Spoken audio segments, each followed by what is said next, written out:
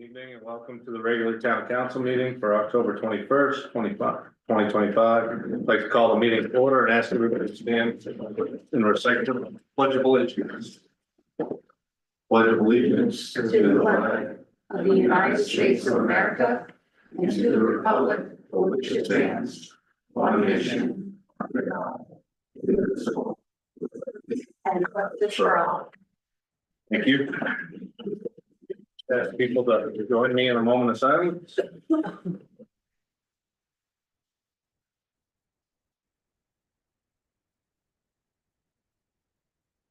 Thank you. Moving on to item number 4, adoption of the minutes. I look for a motion to adopt the meeting minutes from September 16th, 2025. Make a motion to adopt the regular meeting minutes for September 16th, 2025. Second. Moved and seconded. Are there any questions, comments, concerns about the meeting minutes from the audience or from the council? Hearing none, as such, we're ready to vote. All those in favor of adopting the regular meeting minutes from September 16th, 2025, please signify by saying aye. Aye. All those opposed say nay. Ayes have it. Regular meeting minutes of September 16th have passed. Moving on to item number 5. Tonight, we have a presentation from Michael Dow on the Universalist Church meeting house project and a request for a TIF application. Mr. Dow. Right up here? Yep, that'd be great. Thank you. Thank you. I'll be quick. I see you guys have a big agenda tonight, so I'll try to be short and sweet, but just real quick, Tim Archibald is here on the call with me. He's my architect. And Ryan McNally back here is with me as well. He's gonna run the business. So let me just tell you a little bit, if I could, about what we're doing there and answer questions. I want to leave as much time for questions as I can. And I'll just start with what we've done so far with the property. So I acquired the property in August from the church council that was the governance body for the church. Many of you may or may not know, I don't know how much people know about that property, but it's been sort of fallow for a number of years. It's not really been, the sanctuary in particular has not been able to have been used because of water damage on the back wall that created structural problems and had the potential to hurt some people. So they several years ago decided to not use that space. They'd been using the meeting house space, which is the original church from the 1850s, even after that, but they've been out of the sanctuary for the better part of a decade, is my understanding. And I'm in and out of Pittsfield. I grew up here. I'm from Pittsfield originally, and I've gone on into the world and done a bunch of things. And I'm the current board president at NCI, so I'm in town a lot doing charitable work. And I've driven by the church a number of times and I saw the for sale sign. So I offered to help them try to figure out what to do with the property. And over the course of about a year of working with them and coming up with scenarios and doing some engineering studies and some other studies and analysis, we also kind of helping them handle some of their real estate offers that were coming in, which are kind of bizarre, kind of strange things. People wanted to, live in the place or do things that weren't necessarily that obvious or feasible to them. And pretty much invariably, most of these offers would end in nothing, because as soon as people realized it was $1 million to fix the back wall, they really backed out. So after about a year of that, I decided to try to help them, and I acquired the building myself and said, look, I'll take the risk. I'll try to do this thing, and I'll try to do it in the spirit of how this building has been used for 150 years, and try to make it a functioning facility in the community.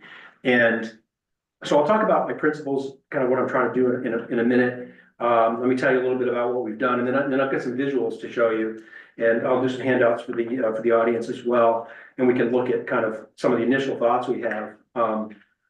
So what's going on right now? So I bought the property, and because of the anticipated and significant financial commitment that's going to have to be plowed into it. The church was willing to give me a good deal and on time. So I bought it for their asking price. I didn't haggle with the folks on the church council. I paid them what they were asking.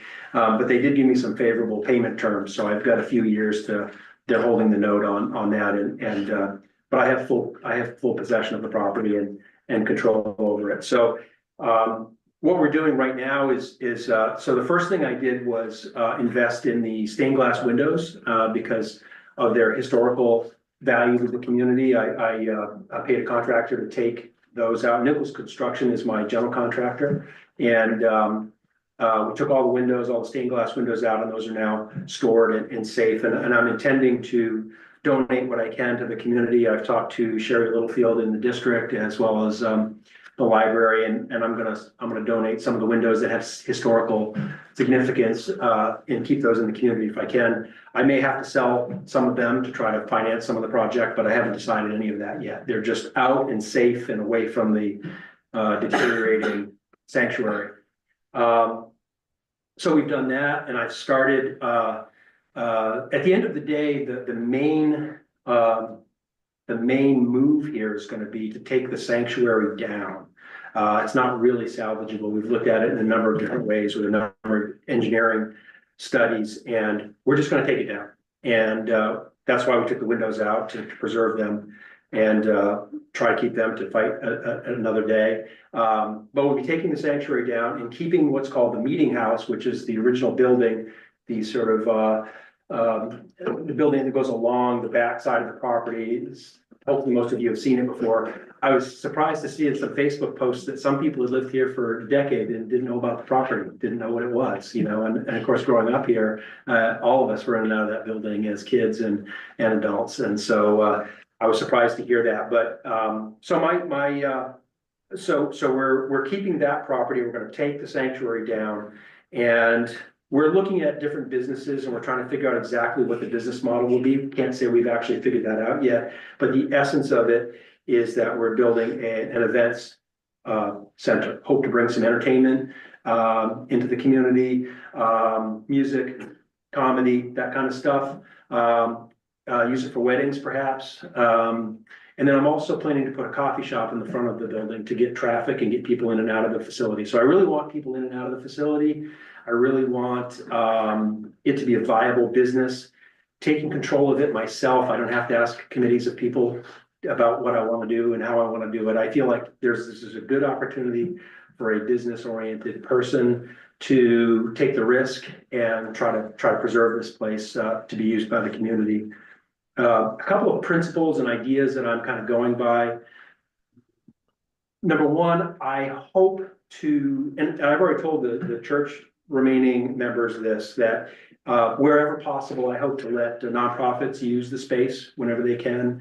If I'm not using it for something else, or there's not an event going on, I hope to let them use it for meetings and so on. You know, and I really want to open it to the community that way.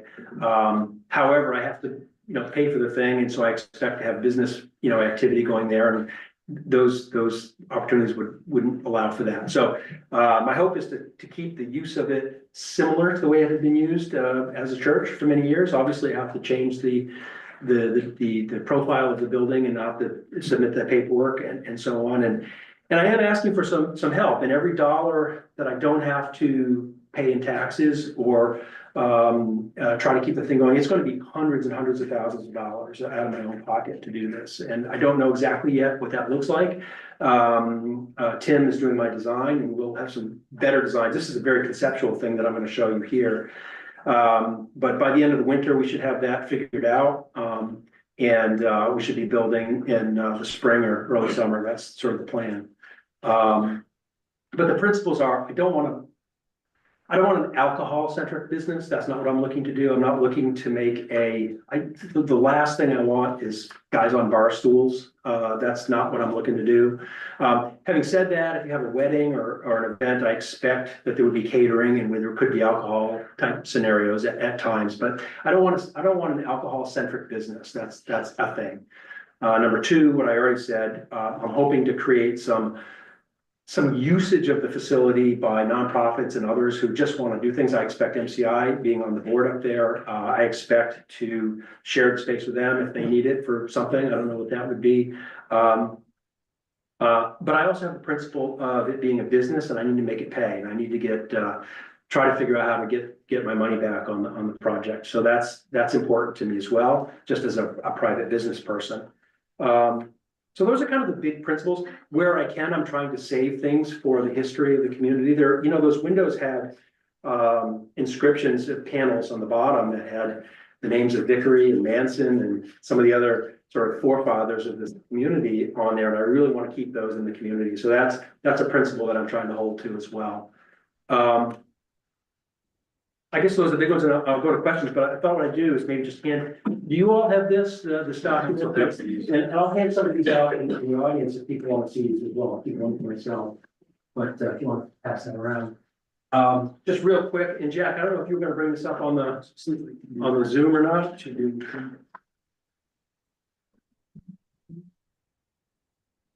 There you go. Yeah, meeting house ideas. Okay, so on this first page here, I don't know if you are you sharing that? Yes, it looks like that's going up on the screen. So Tim's company did some basic renderings here, and these are very basic, very preliminary.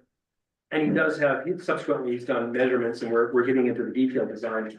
But as you can see in the before and after on that page one there, the before is sort of a plot and the sort of an aerial view of the whole facility as it is sort of right now. If you were to walk over there right now, this is what you would see.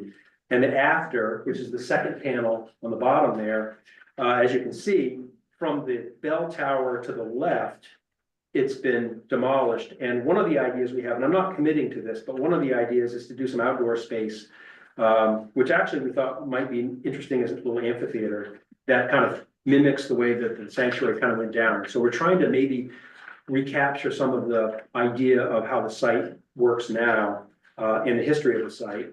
So, but as you can see, it's interesting because with that whole section, the whole sanctuary gone, taken away, it's still a pretty significant building, right? It still keeps a pretty significant footprint. And that long building is what we're calling the meeting house. And that's and then there's the tower on it, which still has a bell in it that works. And I plan to keep all of that. And then if you look on page 2, if you flip over to page 2, you'll see kind of another view of that. And you see those where the sanctuary up above there is now gone in the lower picture. We're looking at that outdoor space. We may or may not do an amphitheater. And we're going to try to use the windows and some of the stained glass in a way that reflects the space as it's been for 120 years. I don't know how we're going to do that. They may not be amenable to being outside like that. We may have to build some sort of protective structure for them, but that's kind of a concept that we're working with right now. You can see this like there's a little seating area that goes down. And so you could imagine concerts or even a wedding. You could imagine somebody getting married there outdoors, but it's Maine, so you're going to be able to get indoors. So if you look at page 3, and this is, again, early renderings, but if you look at the top and bottom, this is directly from the Main Street view, as if you're standing almost at the gas station and looking across the street.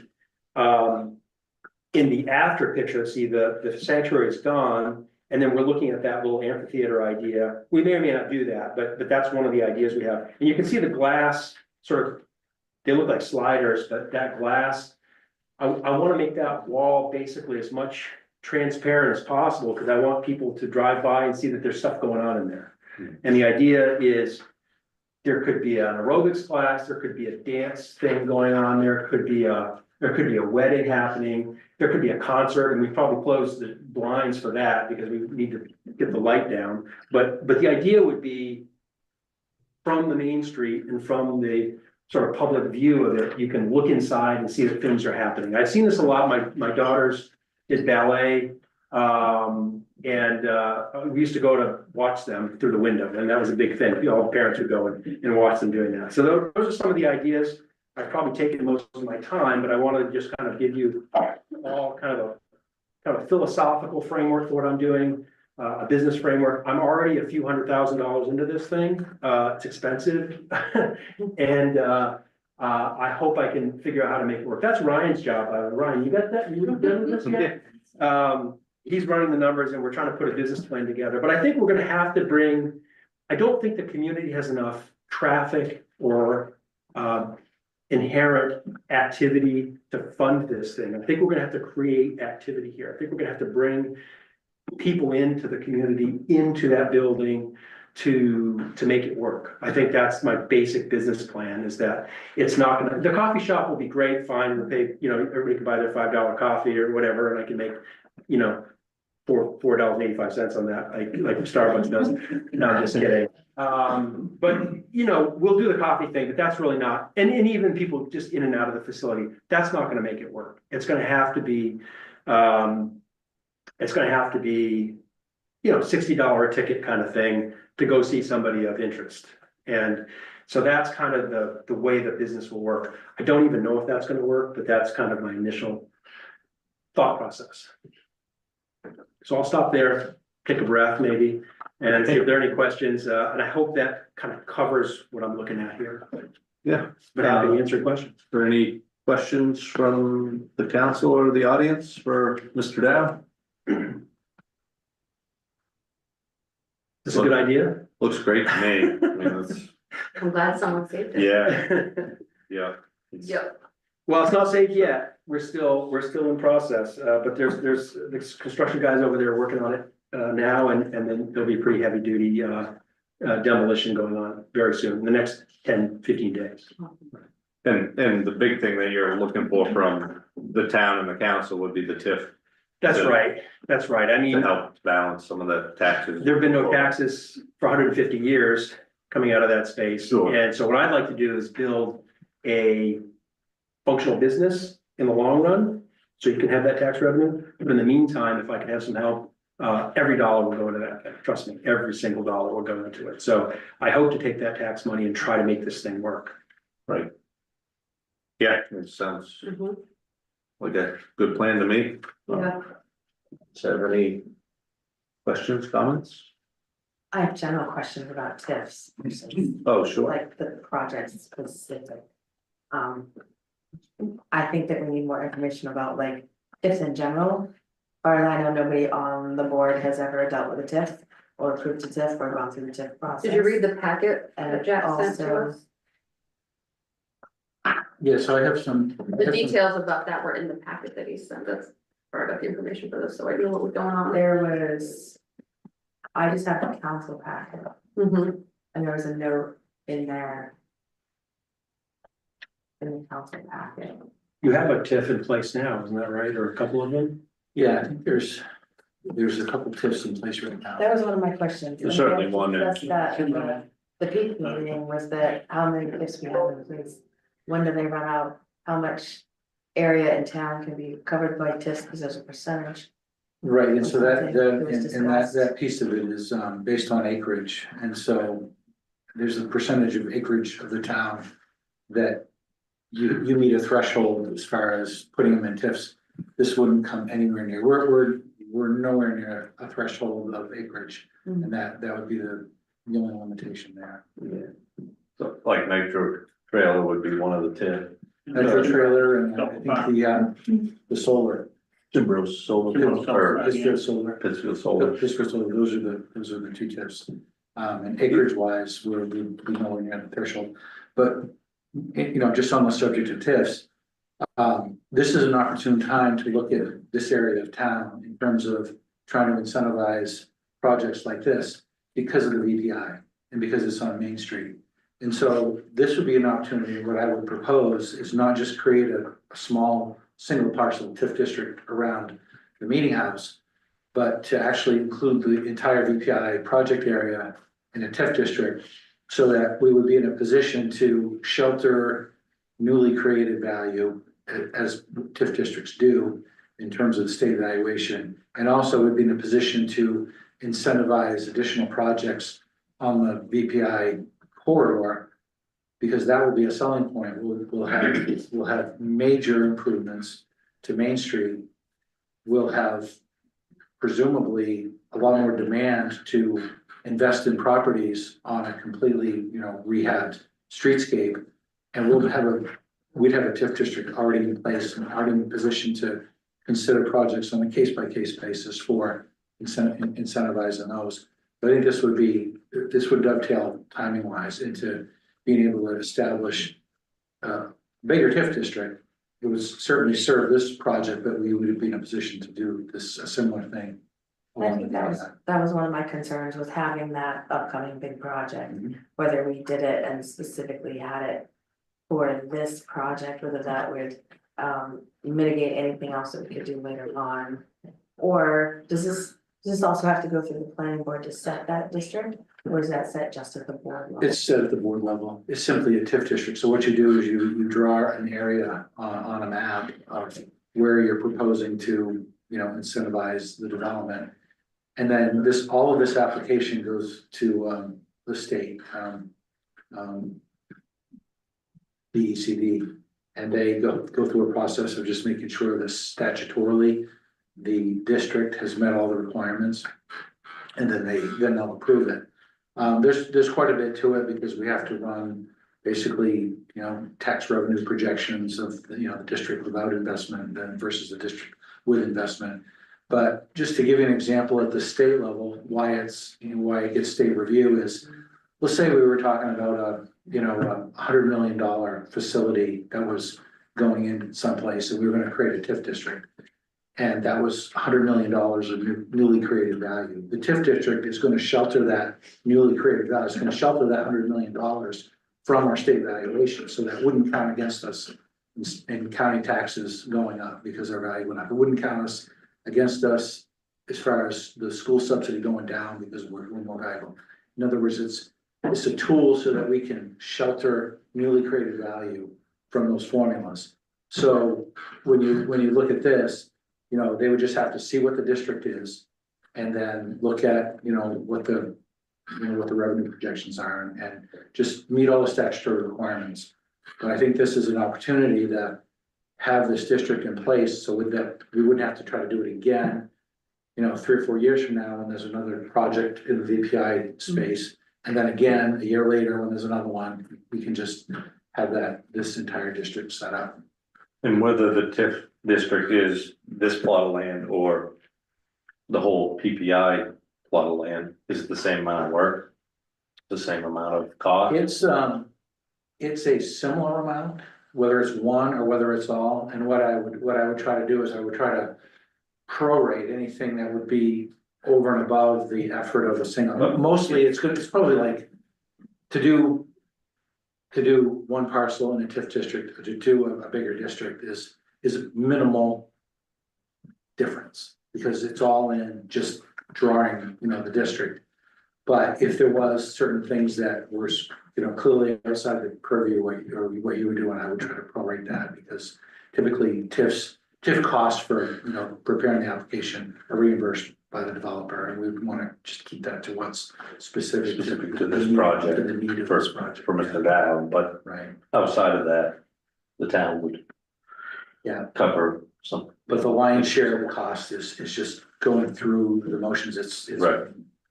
very little, Yeah. insignificant almost to make this bigger and just cast a wider net. Hopefully it incentivizes more businesses to want to come to the downtown and rejuvenate it. I'm guessing as a businessman, that's a pretty significant benefit, I would guess. Yeah, absolutely. In fact, I've been working with the theater folks as well. I'm very interested in that going forward. And I'll try to help with that as best I can. I've gotten to know Nate and Heather over at Northland. So, it's all good. So it's just that activity will make things bigger and better. And I'm a big supporter of widening that circle. And if I can help you any way I can, I want to do that. And of course, I have a major interest in MCI as the board chair to try to keep that going and viable. And I had 20 students in the church this morning looking at the business, and one of the business classes came over and they had some good ideas for me. So, they were pretty excited to be able to get off campus, and maybe come down to a coffee shop and do something. So that was exactly kind of what I wanted. Right. Awesome. Now I just gotta, and the 100 million, I hope it's not that much. you know? In terms of an industrial tip. Yeah, I know. But yeah, just to kind of make the point is, the state has an interest in these things because they could be really big dollars and big Sure. shifts between county and, you know, county taxes and towns paying it. But just filling up Main Street, trying to get some of those storefronts going would be great too. So I definitely want to help with that and support the other folks trying to do some of that. So what's the standard timeframe for TIFs? Like This how many will years do take a TIFs little last? while, and this would be something probably, we'd be into next year. No, I mean, like, if we set up the TIF, then how long do you set, so like TIFs can run for different periods of time? So. And it's usually like either we have negotiations later on as far as what the ratio. of Yeah, so there's two candidates- parts of the process, there's two steps. One step is create the district and get the district approved by the state. The second is it's called a credit enhancement agreement with Mr. Dow. And that would be specifically, so once the TIF district is set up, you're capturing TIF revenues. The question is, what does the town do with them? And so in the credit enhancement agreement that you make for each project, you say, okay, I believe TIF districts can be set up for 20 years and be renewed for maybe another 10, you know, in terms of the state's point of view. Credit enhancement agreement might say, you know, over the course of 20 years, you know, the first 10, there'll be a, you know, tax incentive provided to the project of X dollars. And then, you know, the second 10 years that might decrease, you know, or graduate on a different schedule. But that's a negotiation that happens separately from creating the district. And that would be individually, business by business as the. Yeah, and then there could be a business that comes into the TIF district that you don't want to incentivize at all, and you don't offer the credit enhancement agreement.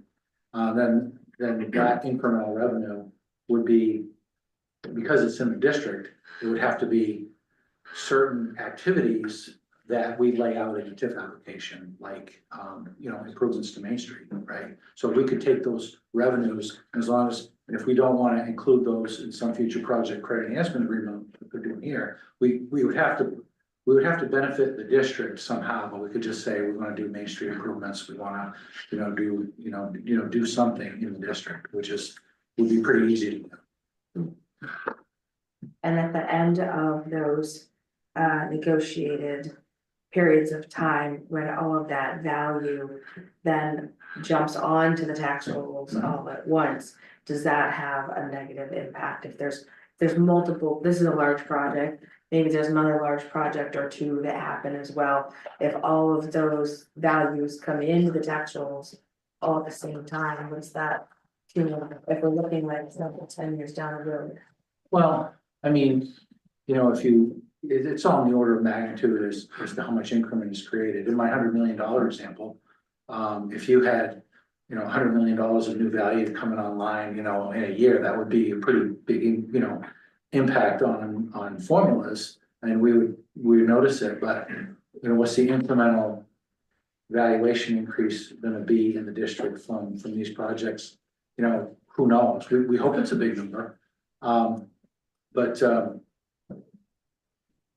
each one of these credit enhancement agreements are gonna have probably beginning and end dates, because some are gonna start, and then a few years later, there'll be other ones starting. So they shouldn't all end at the same time. It would be, you know, over a period of years, you would see these starting to end one by one. And does the TIF district have an actual dollar figure attached to it? Like in this district, the town would say that there's a maximum value to that district that would be divvied up among the different projects? Or is it just, this is the district and we'll look at what those credit enhancement agreements are on a business to business? So what? Is there a top value that you're allowed to assign to it? No, I mean, the valuation inside the district can grow to whatever it ends up being. The whole point is to encourage investment, and it can grow. What happens is that we create a baseline. So our assessor will look back, I believe it's either April 1, 2025 or April 1, 2024. He'll look back when it was a church, just for this case, back when it was a church, what was the tax value? 0, right? And so that will create an increment of actual taxable value, but look back to a baseline of 0. If this was a commercial property already and there was a tax value of, let's say, $200,000 building, Okay, then that would be the baseline, and if this project was proposing to go from tax value of 500,000 to 2 million, that would be an increment of 1.5, and that increment is the only thing that's gonna get sheltered from the formulas. And that's the revenue that we have to work with. If the project never happened, if in this commercial example, if it was a $500,000 value and the project never happened and didn't create any increment, nothing would happen. Even though you have a TIF district, nothing would happen. So if we establish this district, it can sit there and wait for businesses to come in. Exactly, and that's really the point is, we can market this TIF district and say, we have a VPI, we have, you know, millions of dollars of, you know, federal and state DOT improvements going into Main Street. And not only that, but now we have a TIF district, so we can incentivize your projects. Wasn't this industrial park was TIF district, wasn't it? Or is It it? was, Or yeah. maybe it's still in. It might, I have to look and see how many years, there's a portion of it, I don't know if it's all of it, but because, but a portion of the industrial park. Right. Is set up in the TIF district. So we can incentivize projects that move into the industrial. Any other questions for Mr. Dow or TIFs or Main Street? Nope, I think we're good. Thank you for hearing me out. Thank you very much. Thank you. Appreciate it. It looks like a good project. Hey Natalia, how are you? Moving on, there are no public hearings tonight. We will move on to the town minute.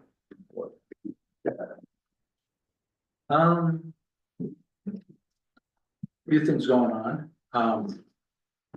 So you might remember back in the spring, Annalise was here and, we talked about the DOT's North Main Street project that they were gonna get, out to bid in the winter this fall. And, that actually has some of the features of the VPI, going up North Main Street.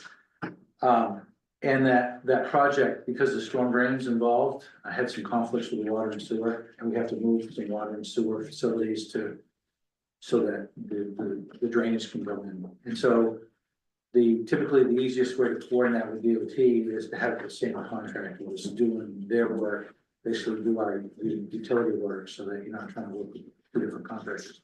So we joined the MTOT bid, and we now went out to bid with their contract. And we provided an estimate, it was 198,300. And as long as it didn't go over that by 15%, you know, we're in the DOT. Well, not only did it not go over it by that, it went under it. So that bid came in at 180,300. So we're gonna be able to get that, those issues resolved significantly under budget by working with DOT on that. And then along those same lines, we have a similar situation with two culverts on Outer Main Street that DOT is gonna replace next summer. So they refer to it as Osborne Brook Culvert and Farnham Brook Culvert. Just this side of the Webb Road, I think it is on the map. But we have a conflict with the water line and we've got to move a small section of water line, but it's the same idea. If we feel that probably the most cost-effective way to do that would be to be part of their bid and let their contractor do it. Annalise will talk to us more about that. The pavement management plan that we awarded, I think in the last meeting, is they've already done all the field work, collected the data, and their plan is to have us a draft in November sometime. So we're gonna have a final either by the end of the year or very early in the next year, and plenty of time for our budget planning. So once that's it's working out well.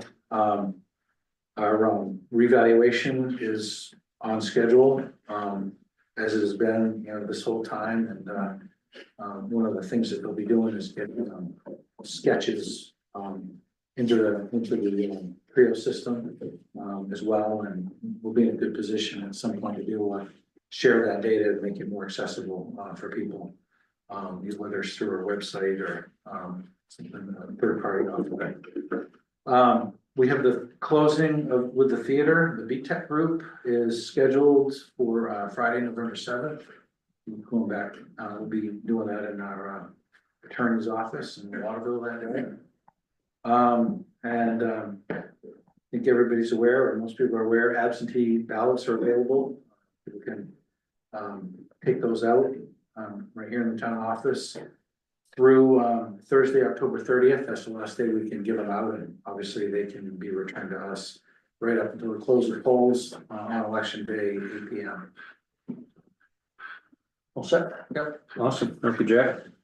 Moving on to department head reports, those are in the packet. Everybody, any questions on reports from anybody? None, we will move on. We have no old business, we'll move on to new business. Nicole, can you please read resolution 25-104, please? Resolved that the town council authorize the town manager to prepare a TIP application with the district to include the Unitarian Universalist Church Meeting House project. Look for a motion from the council. Move to adopt resolution 25-104. Second. Moved and seconded. This is obviously to do with the TIF district that we just discussed. So I don't know, is there any questions or concerns from the audience? Any questions or concerns from the council regarding this? Does the council approve the application for it submitted to the state?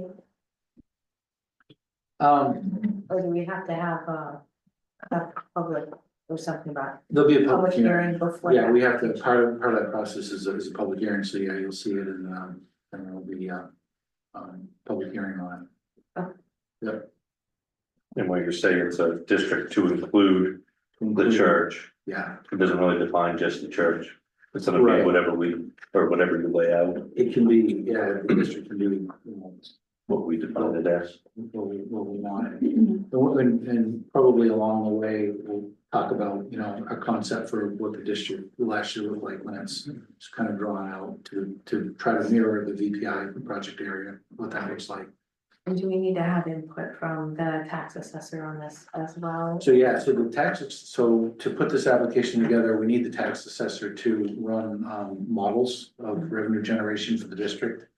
We'll look at legal review and so in order, this is a significant undertaking. I mean, it's substantial, not significant, but substantial. So KV cog will help us pull some of this together. Our assessor, legal review will be pretty straightforward. Again, we'll keep track of what's specific to anything that's not specific to a district that, you know, deals with the church project will be reimbursed by the developer. But you know, I'm not expecting that to be a significant number. It's gonna be I'm getting that information, but you know, we can talk about that, but it's Rob's done these before. This is nothing new. It's pretty straightforward. KV Cog's worked on these before, so it's a pretty straightforward process. It's just a long checklist that the state has to verify statutory compliance for the application. So are you thinking maybe discussion in November, December, and then public hearing in January, or? That'll be that'll be too soon. I think we're looking at spring. Okay. Probably have be sometime in the spring. Okay. And it's again, the timing of it is you know, the baseline is gonna be back in already happened. You know, so you know, we'll get the you know, we'll get the TIF in place. Baseline, I think, is gonna be April 1, 2025. You know, so the increment, whatever, everything Mike is doing will be in the, you know, in the district because we'll look back. You know, so that's why, you know, these things happen, so these things commonly happen simultaneous with a project. And once we have the public hearing, that's it, it's done, and we have a TIF district, The, if it is approved. yeah, so think, if I remember right, it goes to public hearing and then, it will get council approval to submit, and then it goes and it gets reviewed by the state, and then they do an approval, and then the legislature, your district has been approved. It's certified, and then it exists, and then we're able to move to the next phase, would be the credit enhancement. So, Right. I mean, yeah, because Mr. Dow kind of alluded to him wanting to do some work. Spring, summer, early summer mhm. timeframe, is this gonna? I mean, we can go on our timeline and It won't, it doesn't have to be in place by the time he's. no, because if all this played out. And we have a credit enhancement agreement, you know, let's say midsummer. Then that agreement would spell out when the next fall's tax bill comes out, you know, what that percentage, that can go back to the project would be. That would all be, by the time the next tax bill came out, that would all be known and, you know, and that's part of the assessment, we would project all that out, so we basically see what to expect based on the anticipated level of investment, anticipated tax value and all that. That would be actually part of the application. Year one, we would expect this, year two, year three. Okay. Any other? So this resolution is just starting the process. Just getting started. Yeah. Any other questions or concerns? Anybody? Hearing none, since we're ready to vote, all those in favor of resolution 25-104, please signify by saying aye. Aye. All those opposed say nay. Ayes have it, resolution 25-104 passes. Moving on to resolution 25-105. If you guys wanna bail, you certainly can. We won't be too offended, but it might get lengthy, that's all. Resolution 25-105, Nicole. That the town council approve and authorize the town manager to sign the application agreement for the grant and aid program for the Department of Conservation Bureau of Parks and Lands Snowmobile program for an estimated project of $64,981.50 to improve the snowmobile trails for the Drift Buster Snowmobile Club. Look for a motion from the council. Make a motion, we adopt resolution 25-105. Moved and seconded. This is just the annual, what we bring in from registrations of snowmobiles, we pass on to the Drift Busters. Right, if we make our share of a snowmobile registration fee available for the Drift Busters, the state comes in with significant money to reimburse them for trail maintenance. So I think that's what this entire dollar amount is. exactly, that's what they have for trail maintenance. So no cost to the town other than passing on the registration fees, which we've always, or we have recently. Any questions from the audience regarding resolution 25-105? Any questions from the council? Hearing none, since we're ready to vote, all those in favor of resolution 25-105, please signify by saying aye. Aye. All those opposed say nay. Ayes have it, resolution 25-105 passes. Moving on to resolution 25-106. Nicole. Resolved that the town council accept the bids for used surplus vehicles and town equipment. Look for a motion from the council. Make a motion, we adopt resolution 25-106. Second. Moved and seconded. Jack, did you want to? Yeah, so here we have a tabulation of the bids and not all the items got bid on and. Yep. But and not all the items met our minimums, which, you know, may or may not be an issue. But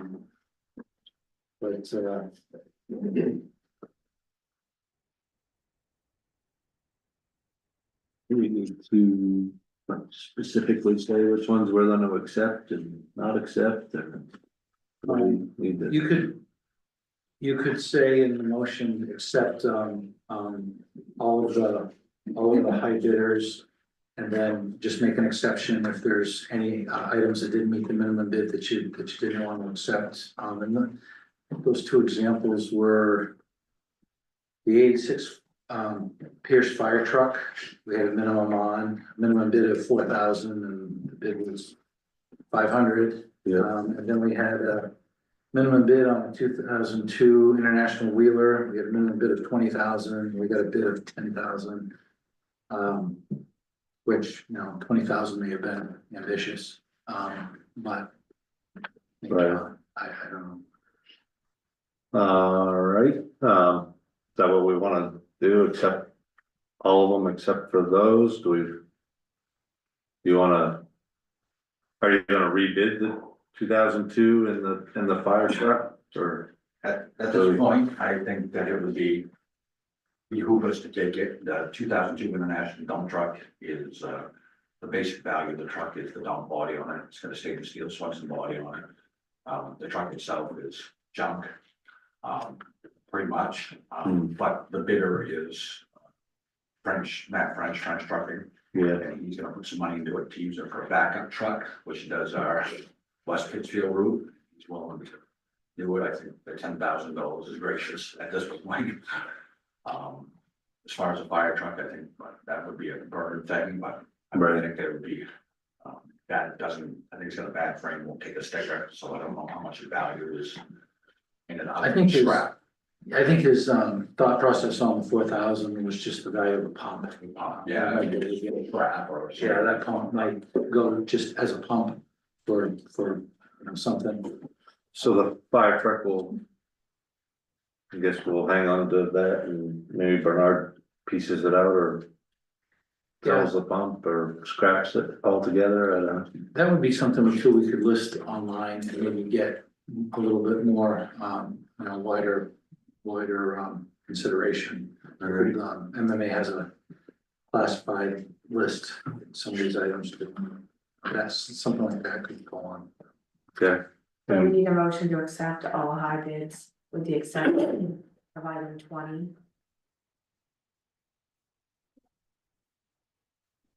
Is that what we're looking for? Yeah. And that would include item number 23 that we're taking a bid lower than Right, our. we would include that and. Yeah, it's the high bid, right?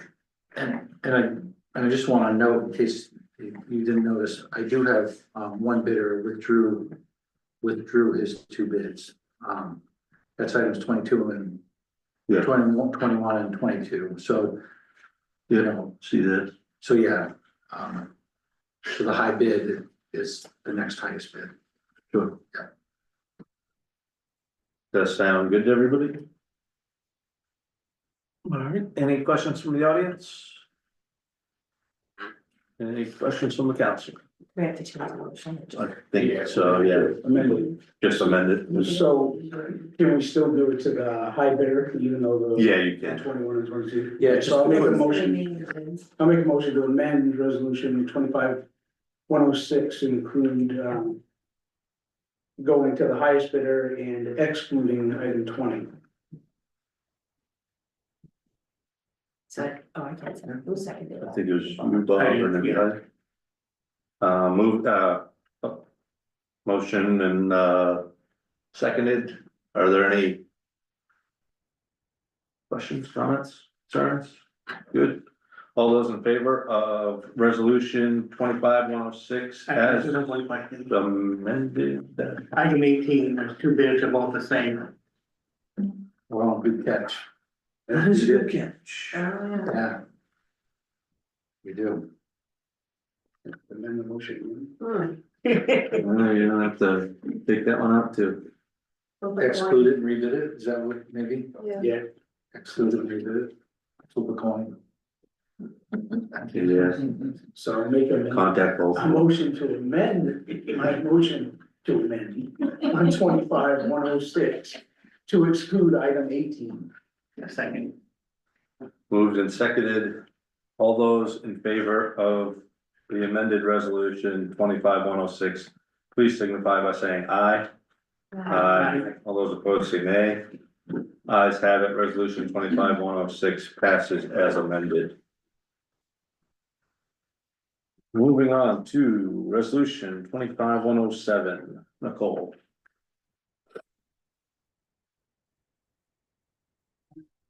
Resolved that the town council seek bids for used surplus vehicles and town equipment. Look for a motion from the council. Make a motion to adopt resolution 25-107. Second. Moved and seconded. I didn't see a So, list of those. so what that resolution is, we would presumably rebid number 18, we rebid, number 20. We would probably, might be worth rebidding numbers 1 and 2, the sweeper. The sweepers, just, there's something that, Donnie and I talked about, Mhm. potentially rebidding those. And there's another truck that we didn't get on this list, that's, what, a 92? No, the 1990, the Brown Ford dump truck, we now have a 2006 Red International, 2008 Red International, that's no good. We've got the plow for the heavy pickup that went in this bid, Yeah, so we have a few things, and the holder snowboard. That's on up as well. the holder snowblower. The holder snowboard that's on that. Oh, we didn't get a bid on. We didn't get a- I'm gonna rewrite that. Yeah, Those are the items that- Right?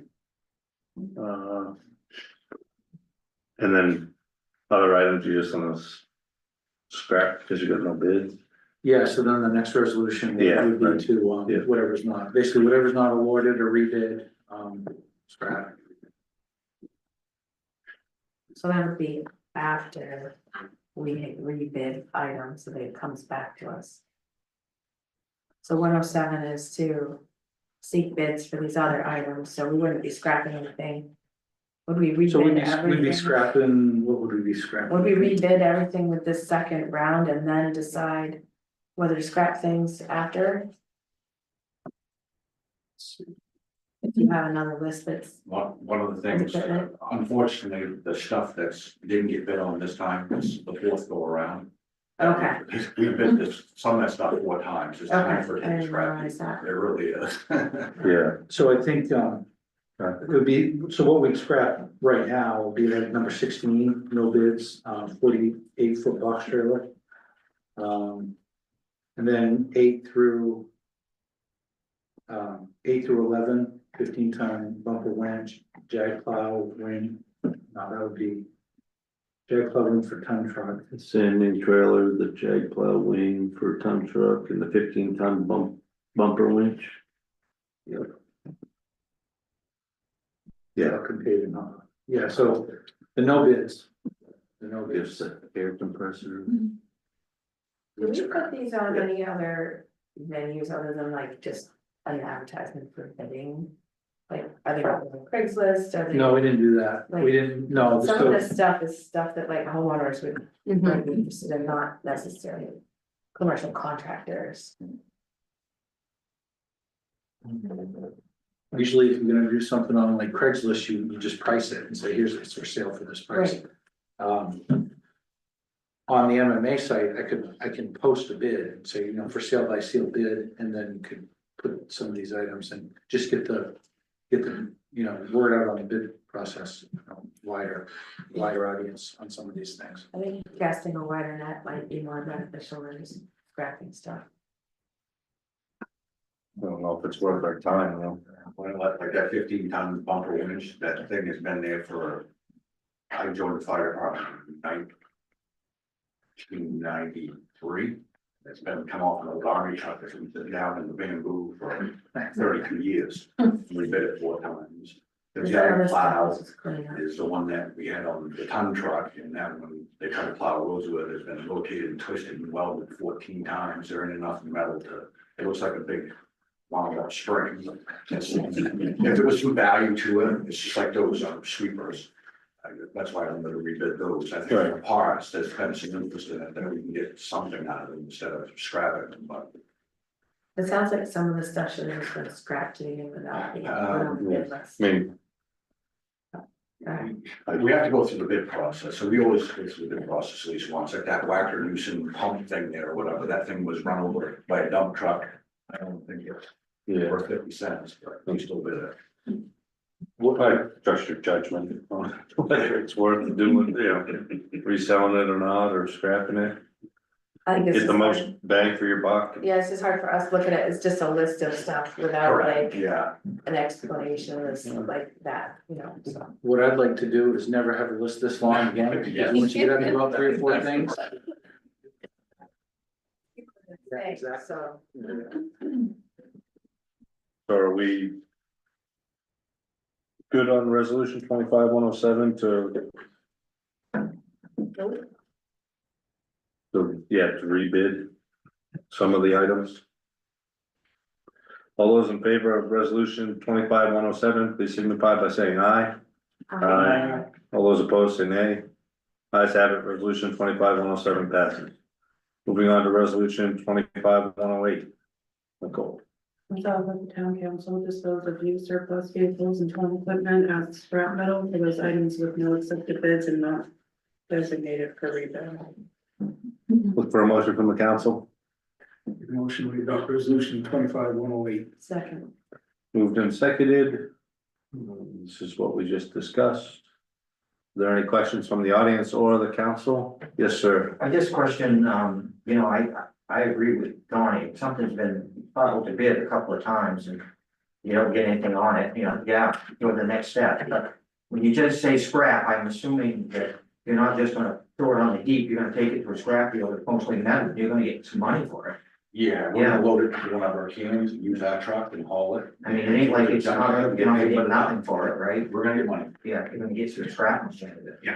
Yep. That's their intent, yep. Any other questions from the audience or the council regarding resolution 25-108?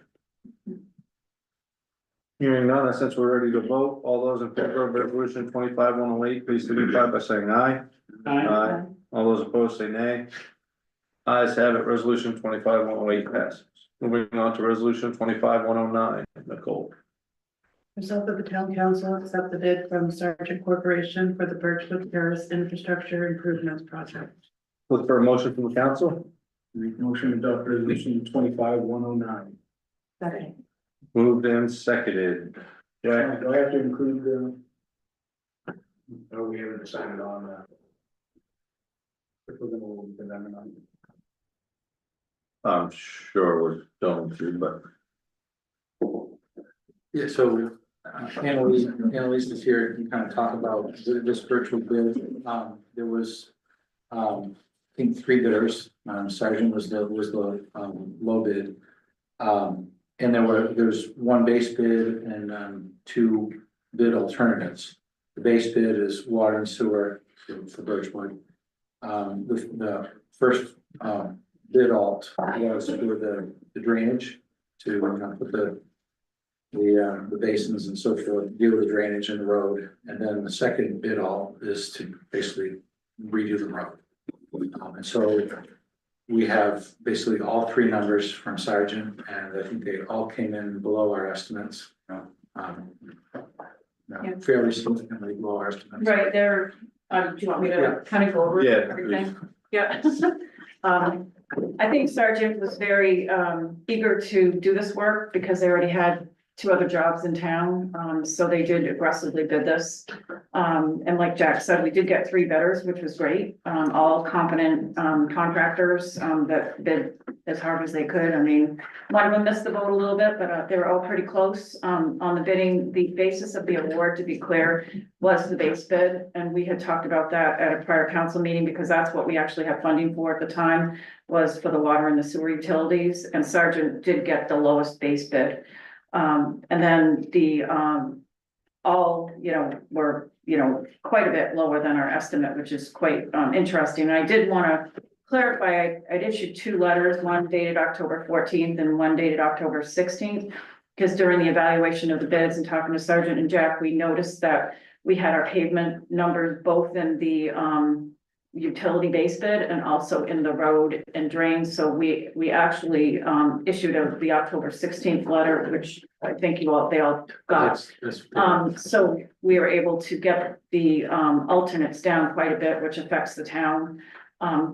Also, and I think the numbers look a lot better, but with doing that, we checked Sergeant's numbers and they still would have been the lowest bidder. So it doesn't change anything. We'll award, if you approve, to Sergeant at the full price and then do a change order to the lower price to keep it clean.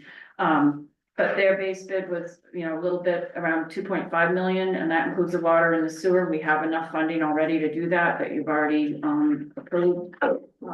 The alternate one was the drain, and that ended up about 1.136 million with $870. That was the money that I spoke to you about that the Clean Water SRF program could provide. And I have some numbers I can go over with you what that kind of looks like. The road now, alternate 2, is down to 791, 750, so it's quite a bit lower because we had excess pavement in that was already pavement that the utilities should pay for. So to be fair, the utilities are paying for their trench swath that they would have had to put back had the road not been done. So that brings the road number down quite a bit less, about half of what our estimate was, honestly.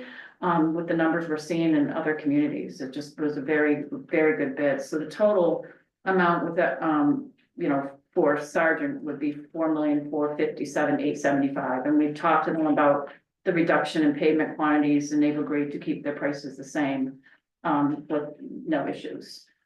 So I was pretty happy with that. And, I recommend awarding this to Sergeant. They're very competent. We worked with them in a lot of huge projects. We just got done with about a $5.2 million project with them in Calais. They were great to work with, very good to the citizens in the community. This job is going to be, something that's going to be right in people's faces. And they're just really great to work with. I will say their goal is to finish all the work this summer. I'm not sorry, in 2026. And not go into 2027. So that's an advantage to the community as well, and not having it drag. Also, it helps with the inspection costs. Sometimes when these jobs drag with some of the slower contractors, the cost for the engineer to be on site inspecting it is higher. So I see a lot of advantages to awarding it to Sergeant. And as far as the storm drain, we do have enough as well for that with what the DEP said they were willing to provide the town. And with the road, that would have to be decided through, I think, the Maine Bond Bank General Resolution Program. Do you want me to kind of go through what the numbers look like for payment type things, or do you want to talk about this first? The questions from the last meeting. Yeah. What kind of does everything look like? Impact to water and sewer bill. Yeah, I've got all that too. Okay. And I think that's all written up too. Yeah. So we'll start with the water. So with all the work that you're kind of looking at doing, Birchwood is already bid. That one on the water side has a very low payment of $22,300. Well, I say low, but low compared to other items because there was a lot of grant that was obtained from the CDS program for that. So that would impact the water budget by $22,300 a year. And these are approximate numbers. I want to be clear because nothing's final here, but this is approximate. It adds about $11.02 per year to the average water bill. I'm not saying we have to increase everything this much totally, but my prediction is that these numbers, this is my best estimate. So for Birchwood alone would be $11.02 per year on the water bill. Main Street Water, that was that design only that we talked about in the September meeting. That would add about a payment of $30,000, and that would add about $14.82 per year for the water bill on average. And that's per year. And Library Street, that's already bid and awarded. So that's one where we've already agreed to move forward with, and that was $44,000 a year. And that adds about $21.74 per year on the water bill on average. When you work through that, it does increase also the town's fire protection number, just so you have the whole picture. would probably go up from 184 to about 210. The fire protection number is always kind of one of those things that gets a lot of attention. But it's based on the gross revenue, that's predicted, and you're only allowed to have a certain percentage, the maximum is 30%. Typically Pittsfield, when I've done your rate cases before, it's worked out around 30%. So like for my estimate, I took about 30% of the gross revenue to come up with that estimate.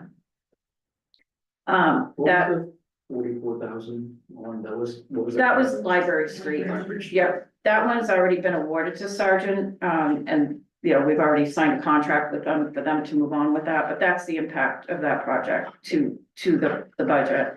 And these numbers above that I'm telling you, that includes all contingency, construction, costs of soft costs, having an inspector on site. That's not just for the contractor, that's the whole project cost, what that would impact the budget, amount to. So it's about, not quite $50 a year, 47. Right, and the water rates here, to be clear, are quite low. I know you may not think that, and people complain about them, but I work in many communities in the state of Maine. And Pittsfield has a larger customer base, so your numbers are fairly, they're quite low. Yeah, and I was kind of had a suggested, of doing a 2-year incremental, increase, which we could do one public hearing and plan it that way. Instead of doing back-to-back 2 years in a row public hearings, we could do a phased, increase. So I was just kind of suggesting one that would go for 2379 and the second one that would go for an increase of 2379. And that's based, to be clear, on the average residential user. That's the only, I mean, I couldn't do this for every single, you know, customer that is in the community, but that's the most of your accounts are the average residential user. So that would be the increase, the 4758 that you indicated total.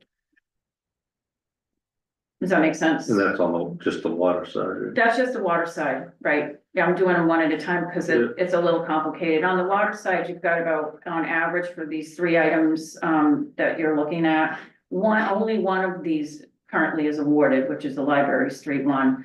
And tonight we're talking about Birchwood. They've been on average about 51% grant that you've been able to get for these projects. And it is hard for you guys to get grant with the water and sewer, you know, accounts. It has in the past because the rates have been so low. I think going forward, it'll be easier. As you do increase the rates, you'll have a little bit more opportunity for grants, but, you know, for future work, because I know that there's many things that need to be done in town. So do you want me to go on to the sewer? Sure. That looks like, okay.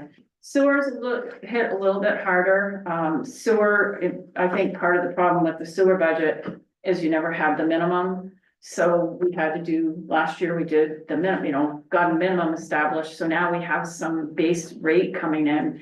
If we had done that years ago, you would have been able to put quite a bit of money aside, but that hadn't been the case. So for Birchwood, that's the one that we're talking about first. That adds a payment of about 98,000. That one did not receive grant funds for the sewer, so that's the cost for all the components of the project, which would be the you know, everything, the loan that you'd have to pay back at about 2.5% interest. That adds about $67 per year on the average sewer bill. Main Street has already been awarded to Sergeant. To be clear, that's the next one that adds a payment of about $45,600, and that's about $31 per year to the average sewer bill. Honeywell hasn't bid yet. That's in design. If that goes at the full cost of what we estimated in the beginning of time, which I'm almost feeling like it might be lower than that, but I use that number. That would add about $43 per year. And this, again, all those numbers include all the construction cost, contingency, inspection, all the costs. So I didn't just do what it costs for Sergeant. And the same with that, it's not going to take place in this timeline. It would be a year after substantial completion. So again, we were looking at doing a 2-year increment of $70, 70.95. And these are, again, estimated numbers. The water rates here probably the lowest that I know of in the state, and the sewer rates almost are as well. I mean, sewer rates are even lower. It sounds like big numbers, but you're still gonna be below the state average.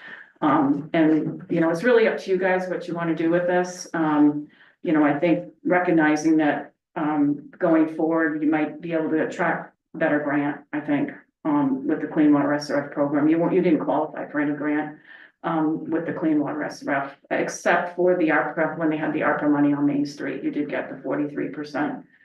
For that single project, but only 13% overall for sewer, were you able to get grant? And that's because our rates are so low. Your rates are very, very, very low. Mhm. But the treatment plant here is a very reasonable to run treatment facility. So that's a great thing for Pittsfield. It's not an expensive treatment. Jack, you The, have a- oh, sorry. Well, my question is, if we did a rate case that showed these increases, is it too late to get any grant for Honeywell based on higher rates? We would have, if, for Honeywell, we would have to, apply for some other funding.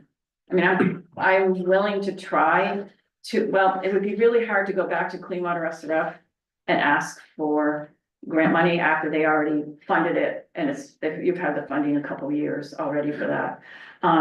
If there's still a CDS program, we could potentially give up your, DEP money and try to get that money. If that's still something there's going to be, really hard to say right now with the way things are. I don't know what's gonna happen to those funds. And I don't know really of any other funding for that particular one that would be advantageous. I mean, I can sure think about that. That one hasn't bid yet, so, yeah. so Is that why there's not a price? Do you have a price and I missed that one on the Did you ask me Honeywell? Yeah. Yeah, Honeywell was $43 per year. Oh, yeah, I got that part. Okay, the payment would have been 62,600. And that's assuming just- it comes in based on the Yes. estimate. Right. I have a feeling it's gonna be lower than that based on some of the bids that we've gotten, but I wouldn't imagine be much less than 50,000 a year anyways. So not gonna make that much of a difference. the quarterly bill roughly increases by $25 for water and sewer Correct. combined. Yeah, you could look at that way. It's not really, That's how we're gonna get complaints, so. yeah, I understand. That's how I'm gonna look at it. Yeah, no, that's fine. I do understand. You know, it's not easy times for people. But that'll accomplish 5 out of the 6 jobs to completion. And the Main Street water will just be the design. The Main Street water is just the design. All the others go through completion. Right. Yeah, So once yeah. all those go to completion and our rates increase, could we then get more funding for the You water would have, yeah. construction Yeah, side so you'd of have, Main Street? right. I think you'd stand a better chance getting, and the drinking water program told me all the design only ones that they are doing it that way because they're tired of funding projects and not seeing them move forward or seeing the design drag. They said you stand a much better chance of getting money. What if you have a design, you know, like they always talk ready to build, because there's so much delay. They don't like seeing their money sit around, like Honeywell's been sitting around, Main Street's been sitting around. And it's not all our fault that it happens, you know, part of it is a lot of work in one community. You know, and we're only so big, you know, and I also was concerned about having all this happen all at once, although it was kind of advantageous because it did happen that Sergeant did it all very aggressively, and that's better for you guys because library was almost half the original budget price, what they bid it for. So there's some benefit for that. Yeah, so there's an impact to the budgets, and these are probably, I would say, worst case. But you know, because this was based on the data that I had like 2 years ago, as far as like sewer user amounts, but there's no way I could get it in time. I don't think it's gonna make much of a difference, but. Okay. And then just to go over the town ones, I also did it for the drain and the road. So on the drain, the payment would be about 79,208. They would allow you to maybe even go up to 30-year, but I just did it on 20 years because I know people don't want to drag things out. So that payment of 79,208 is at 2.5% interest over 20-year time frame. And again, I wouldn't think that you would need to worry about that until the 2027-2028 budget. We know how fast time flies. But that is really good interest for town, getting town money. However, the roadway, that's the one that's about 791, 750. That would be, I added 4% contingency in that and brought that up to about 823, 400. And that would probably vary 3.7 to 5.3% interest if you went through the general resolution program at the bond bank. And it would be about, a payment of about $64,000 a year in a 2027-2028 budget. And that's full reconstruction. That's full reconstruction, full gravels, everything, under drain in the road, everything, yeah. Which roadway? This is Birchwood. This is- Yeah, these two, sorry, I wasn't clear. These two things for drainage and roadway went with the whole Birchwood. I know there's a lot of information here, sorry, but a big project and, we felt like this would give you the answer to the questions you had last. So roadway and the drainage, this money comes out of general taxation, because it's not water sewer. project, Correct. It's roadway project. Correct. Okay. However, we were able to get you money from Clean Water SRF on the drainage if you want the money. And it saves you money because of the interest rate. Yeah, and it's one of those roads that we'd have to reconstruct anyways, and doing it this way, we could take the amount of pavement that the utility projects would have put in the trench, and we can put that towards the overall pavement cost and get it as cheap as we possibly could, because we have a low interest rate on that part of it, and we just we'll have a higher interest rate on the difference. And especially the contractor that's right there, they're really paying for extra mobilization for a road job. So it's about the best timing for ever doing that, I think.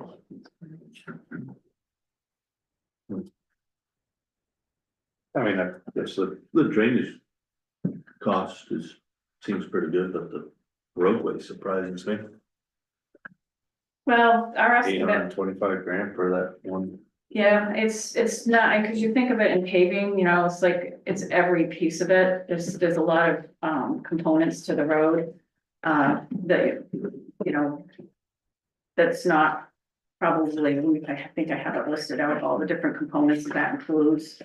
And there was ended up being the lowest price. Curbing's part of it too. Yeah, curbing, some sidewalk and driveway entrance pavements, under drain is in there.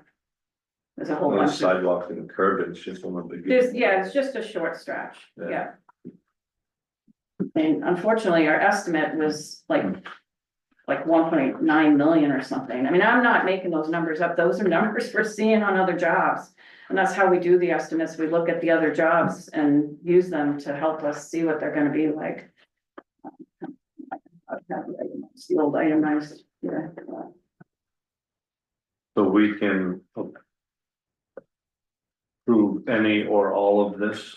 Well, you can, it's the alternates clearly. All right, so I found the road estimate, so that includes their traffic control, resetting the site features, which is like a lot of stuff, excavation out of the road, unsuitable fill if they come into it, and if they don't come into it, you don't have to pay for it. So this is your worst case numbers, your sub base, your base, erosion control, the pavement, curb markings, loam and seed, and owner's testing allowance, basically. So it just includes a lot more than the numbers you're used to seeing when you have somebody come in and do a overlay.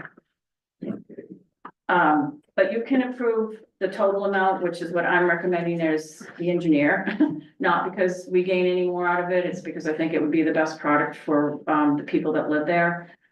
Because what they see is the road. They don't see the utilities underground. And I think it would be very hard to do this without it all being together.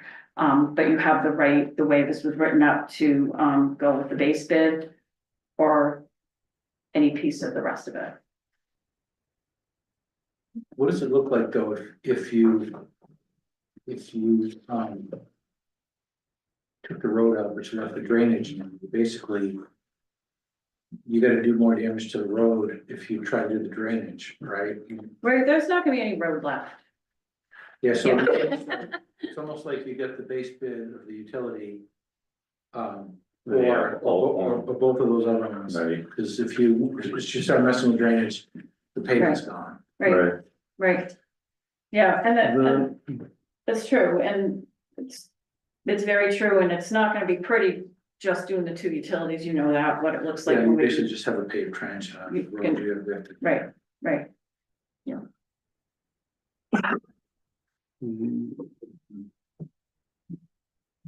Where are you getting the 79,208 for the drainage? For the drainage was, I didn't, are you talking the payment I gave you? Yeah, Yeah, the 79,208 is a payment, which includes, is a, annual payment. Because the DEP is gonna fund that through. Oh, an annual. Clean water SRF, right, that's an annual payment. could you borrow that with a payment of around over it? Well, it says 80 grand over a 20 Yeah, year period. 20 I years. understood it the way you did too. I'm like, well, that's 80 grand divided by 20, not No, not annual, sorry. it doesn't say an annual Oh, payment. okay, well, sorry about that, it's $79,000. Well, that makes a big difference. Well, it's certainly not gonna be that, over a 20-year time frame. The price tag of it's over $1 million, right? Well, that's what I was Yeah, figuring. I mean, it's big pipe and there's a lot of it and a lot of catch basins. The road's curvy, which also doesn't make it inexpensive because of the fact that you need more catch basins if you have a curved road.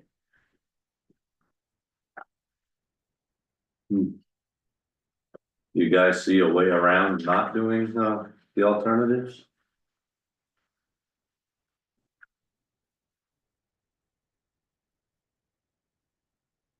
No. You? Not really, right? It's been something that's been deferred for Years. years and years, so. Gotta pay the piper eventually, I guess.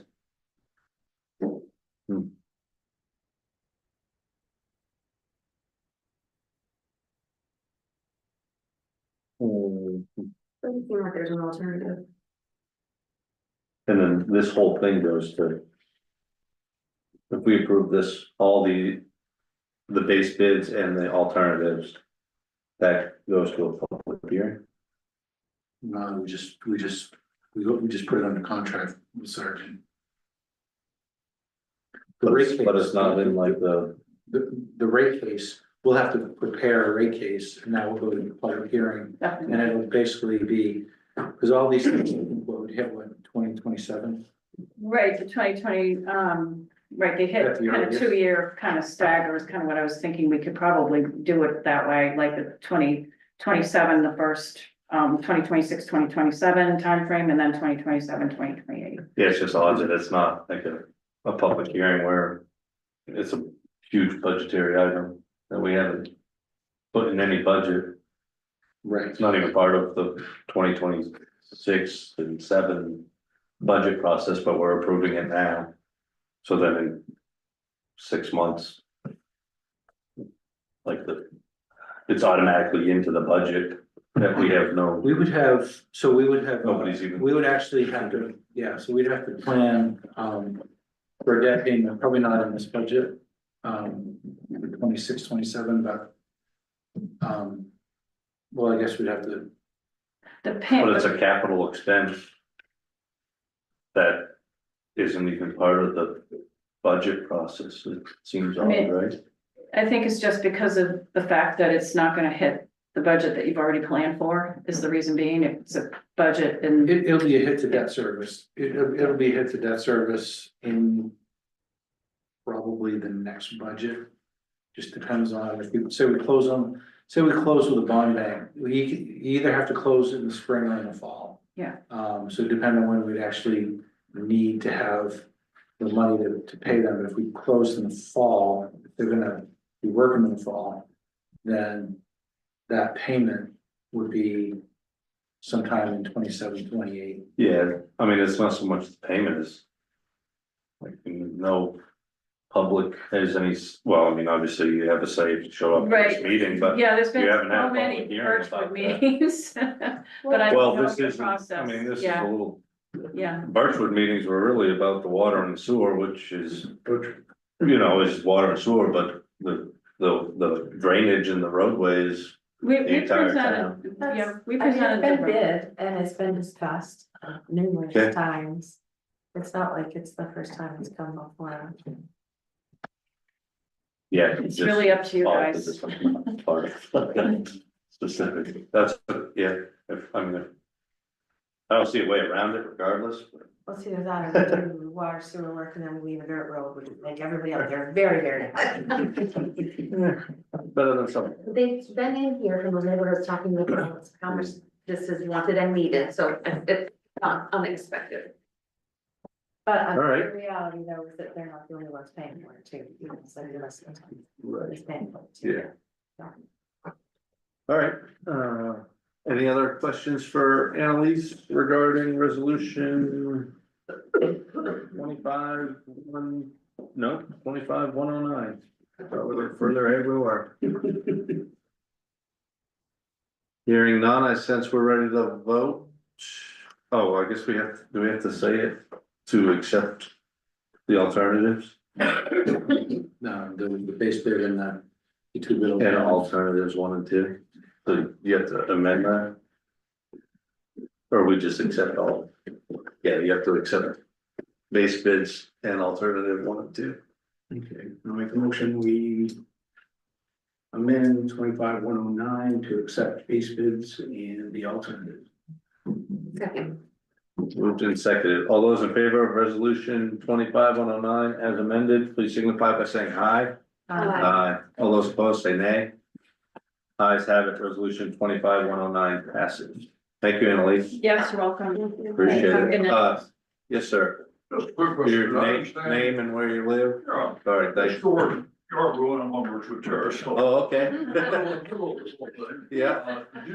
Did she say it would be completed in 1 season rather than 2? Next season. Yeah. Next season. We're not Well, doing it's it gonna be on a one 1 season. season job. Yeah, they're gonna put a big crew at it and get it So a done. lot less disruption. But I can't guarantee the world because, you know, they're pretty trustworthy, but things come up and maybe if it rained all year, that might not happen, just to put that caveat in there, but that's the plan. Yep.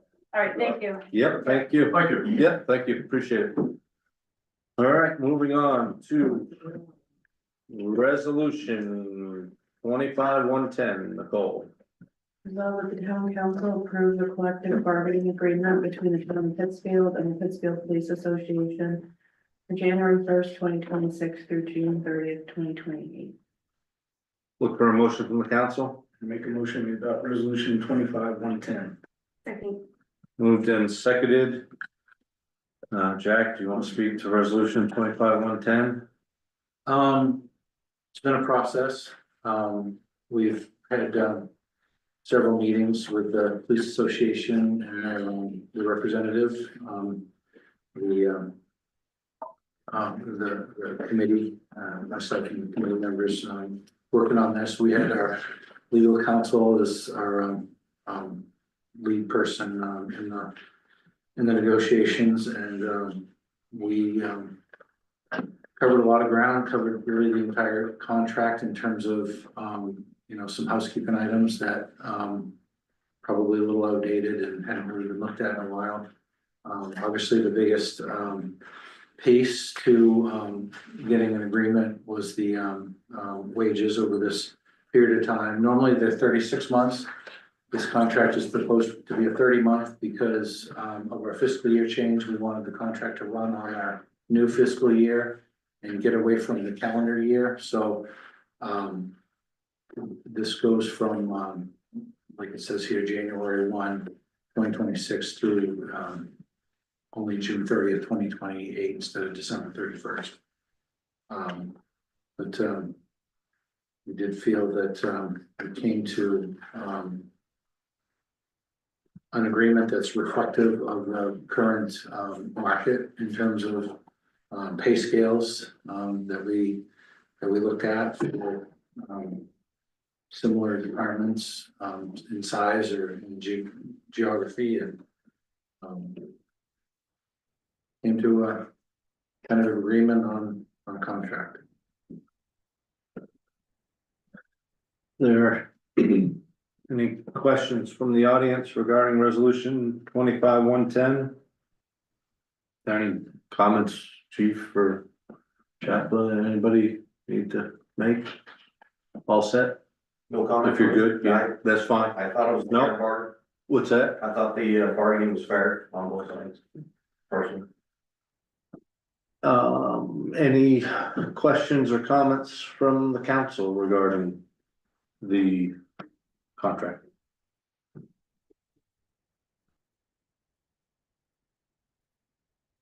I think it's gonna. I think budget season's gonna be tough to maintain. You know, it's significant wage increases, to be competitive. But. Sometimes that comes at a cost too, so.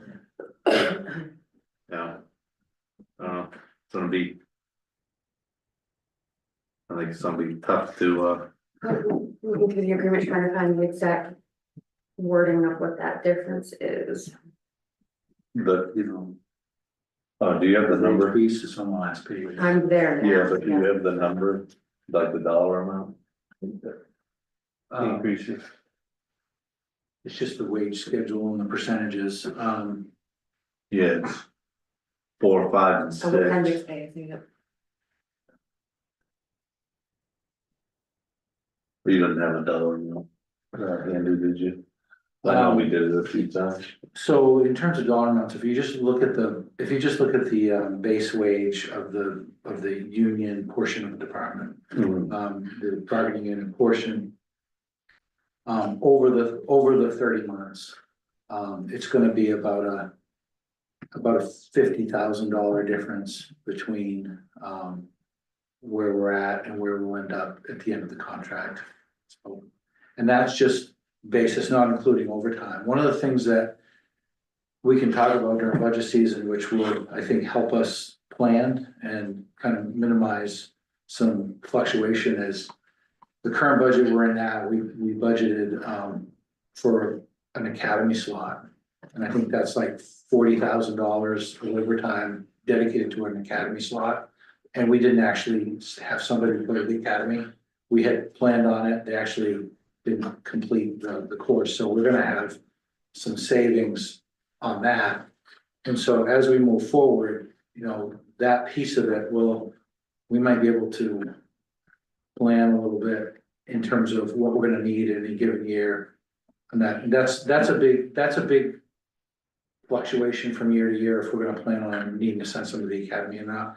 But that's why I tried to not look at the overtime portion of the impact, but just looking at the base wages about from where we are now to where we end up is about $50,000 in the base. Does every new hire get that sign-on bonus? Is that an automatic? For each new hire? No, those are just with the officers that are currently bluepins.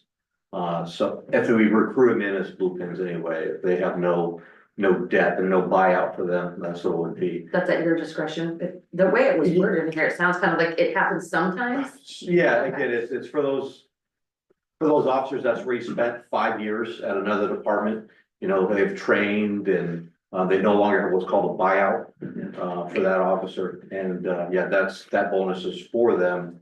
That way, we're not spending $40,000 in overtime, sending somebody to the academy. That's kind of where it balances there. So.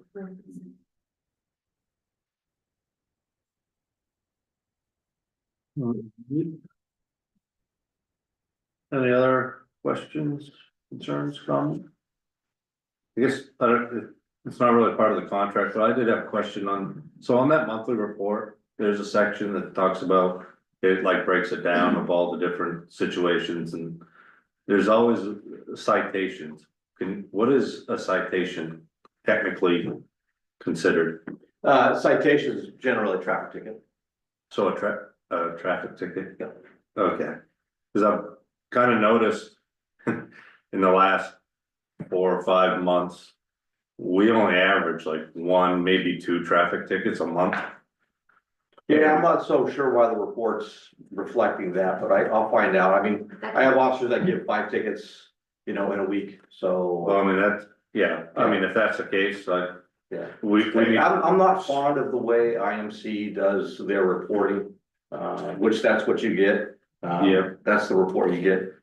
Next week, we're actually switching to a new computer system, which everybody's invested in over the years, and, we're hoping it's gonna be a better model that comes out of it. Okay. We Is it, don't really know how many traffic tickets per month right now, or do you? Yeah, I mean, I could find out just for the traffic tickets, because we can reach out to, Bureau of Highway Safety, and they tell you exactly how many you submitted.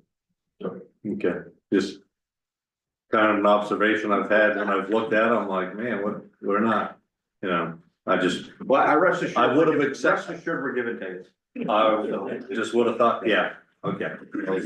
As long as, yeah, there's more than that, that would be a good thing, but. Yes. No other questions, concerns, or comments regarding the agreement? Since we're ready to vote, all those in favor of resolution 25-110, please signify by saying aye. Aye. All those opposed say nay. Ayes have it, resolution 25-110 passes. Moving on to resolution 25-111. Nicole.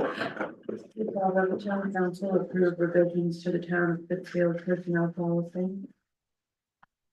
Look for a motion from the council. Move to adopt resolution 25-111. Second. Moved and seconded. Jack, this is, So this is to try to keep the two documents parallel, in key ways. So one thing that came up is we've always had a floating holiday, and that's been kind of all over the place.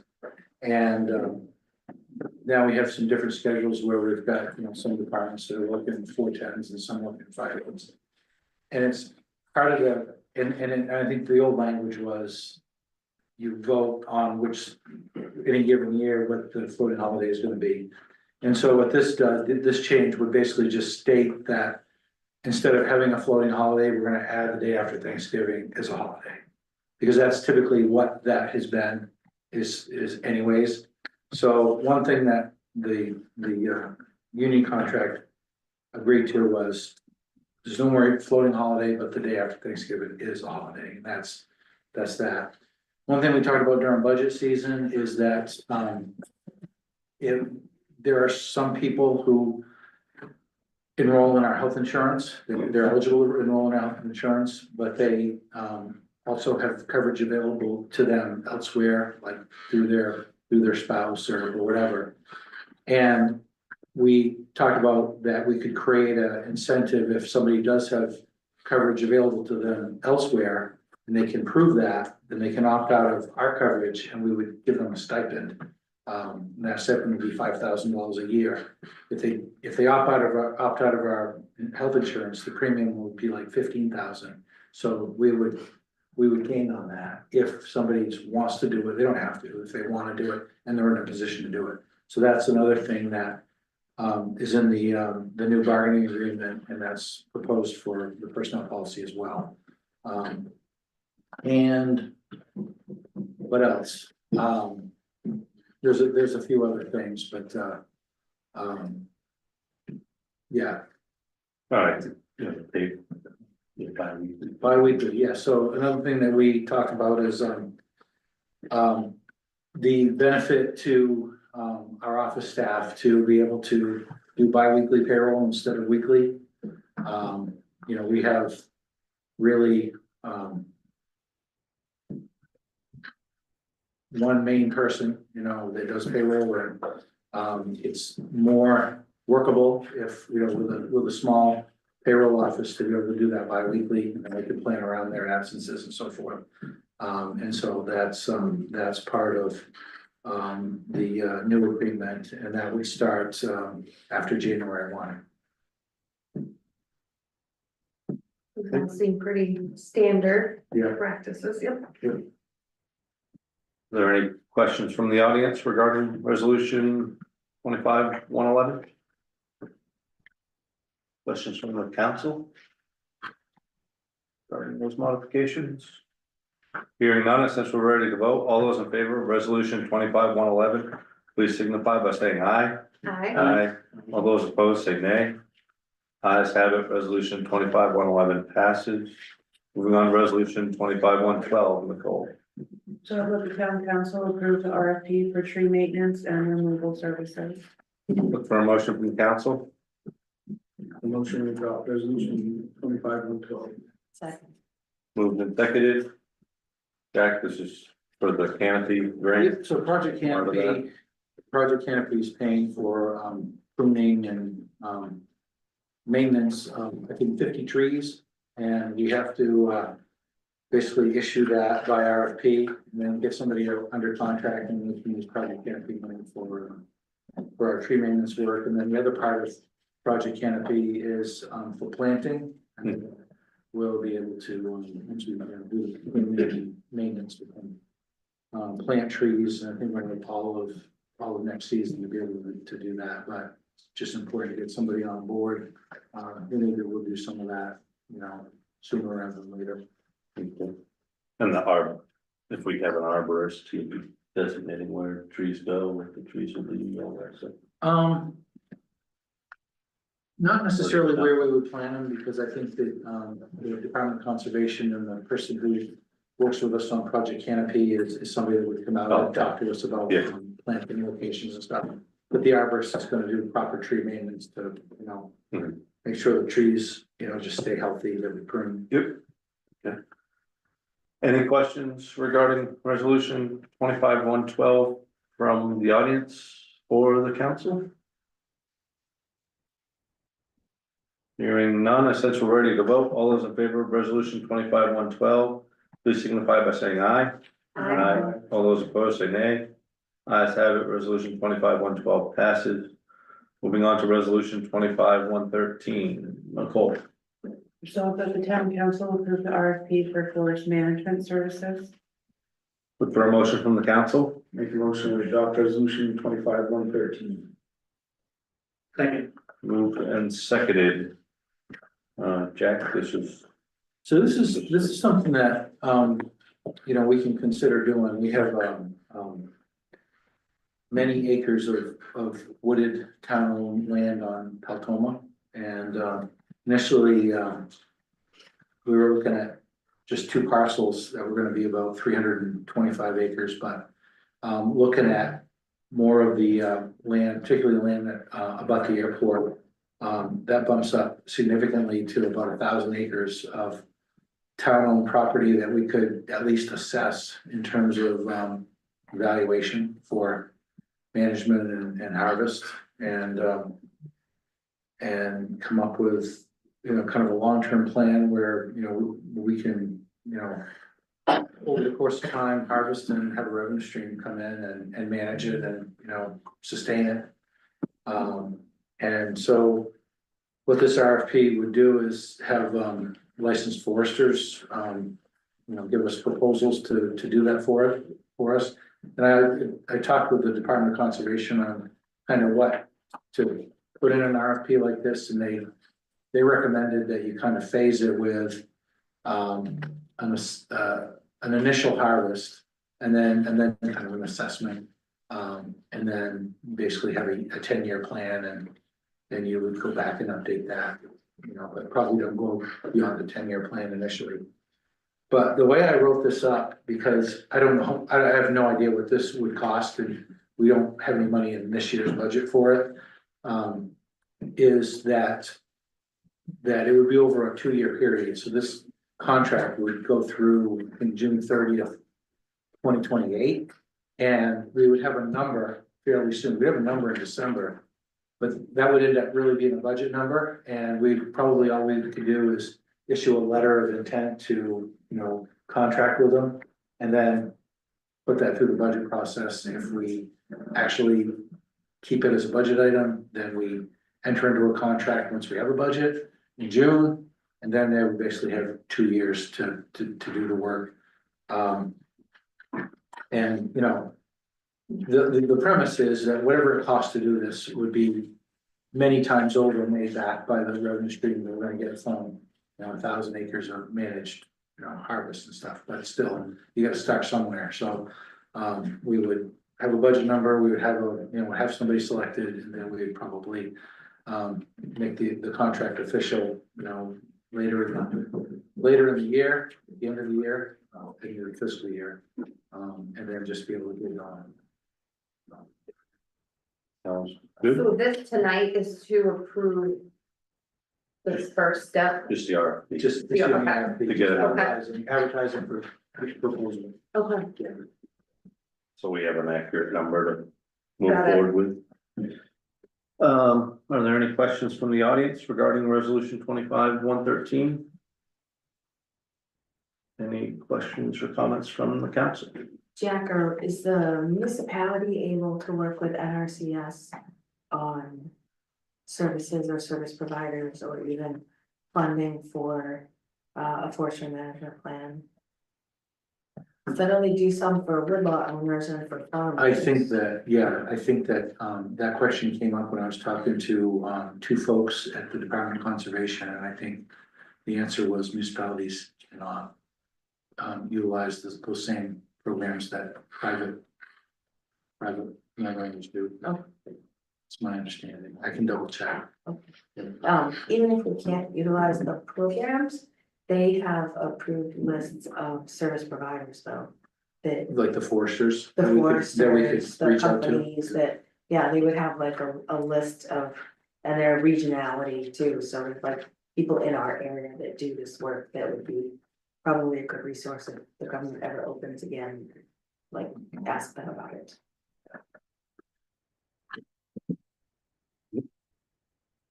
Any other questions or comments?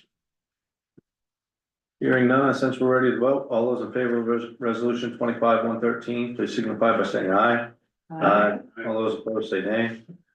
Ayes have it, resolution 25-113 passed. Moving on to resolution 25-114, Nicole. Resolved that the town council, Nicole McLaurin as warden, and Tina Farias, Hillary Lubar, Brittany Mativier, Riley Stock, Stacy Price as deputy wardens for number 4, 2025 state referendum election and municipal election. Look for a motion from the council. Make a motion to adopt resolution 25-114.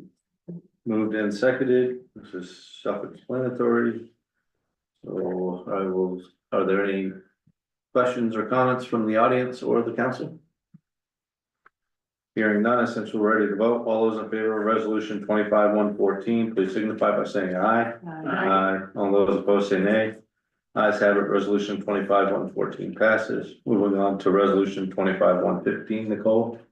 Resolved that the town council approved the opening of absentee ballots on November 4th, 2025 at 10 a.m., 1 p.m., 3 p.m., 6 p.m., and 7 p.m. for the November 4th, 2025 state referendum election and municipal elections. Look for a motion from the council. Make a motion to adopt resolution 25-115. Second. Moved and seconded. Self-explanatory again. Are any comments, questions from the council or the audience? Hearing none, and since we're ready to vote, all those in favor of resolution 25-115, please signify by saying aye. Aye. All those opposed say nay. Ayes have it, resolution 25-115 passes. Moving on to resolution 25-116, Nicole. To be set to public hearing on November 18th, 2025, resolved that the town council hereby ordains that chapter 2B general assistance ordinance appendices A through G be rescinded and the new appendices A through G be adopted to reflect the revised maximums for the period of October 1st, 2025 to September 30th, 2026. Look for a motion from the council. Make a motion to adopt resolution 25-116. Second. Moved and seconded. This is an annual requirement for the state general assistance program. Are there any questions from the audience or the council? Hearing none, and since we're ready to vote, all those in favor of resolution 25-116, please signify by saying aye. Aye. All those opposed say nay. Ayes have it, resolution 25-116 passes.